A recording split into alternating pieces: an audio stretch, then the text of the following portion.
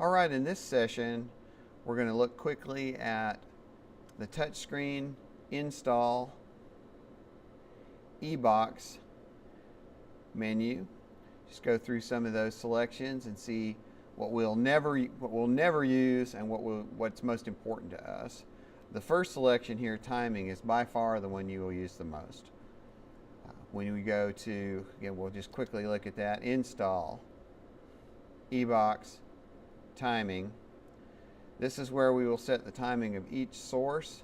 You will also see here the current resolution of the switcher and the resolution of the external reference. Obviously they would have to match. If you change the resolution of the switcher to 1080i, then there will need to be a change of the reference to 1080i as well, and the engineer will do that for you. Let's go back to the Ebox menu.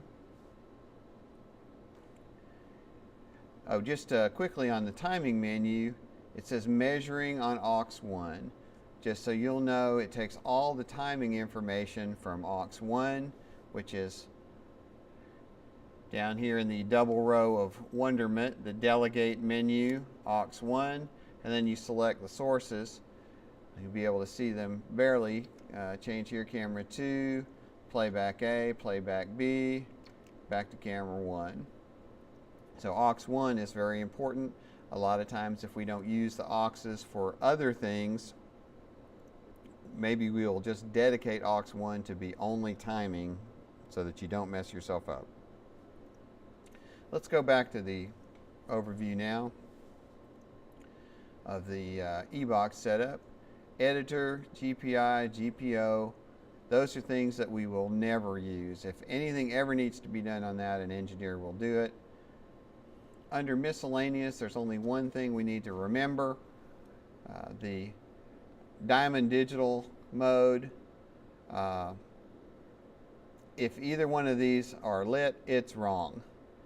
Diamond Digital is the switcher that was built in Europe, still carries a lot of brand identity over there. When the Germans and Americans got together to make the new version of Grass Valley, this mode is available for those who like to remain in the Diamond Digital mode.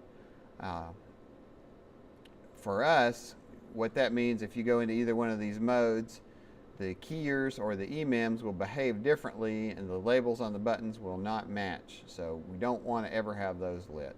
Let's go back now to the Ebox overview here. Machine control. If there are external machines that you control, this is where you would set up which port, what type of protocol that you're talking about. I would think on any time when we would have to use these, it's very rare, but an engineer would certainly help you get through that real quickly. Let's go back to the overview again. We don't do any VTR emulation.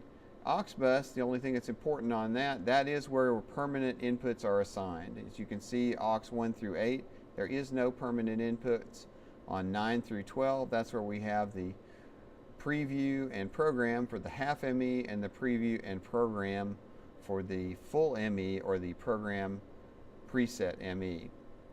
There's nothing that you would need to change on this, but you may find that if it's not behaving correctly, someone has messed with that, and you might need to get to that menu to reset it. 9 is the preview for the half ME, 10 the program for the half ME, 11 is the preview for the full ME, 12 is the program for the full ME.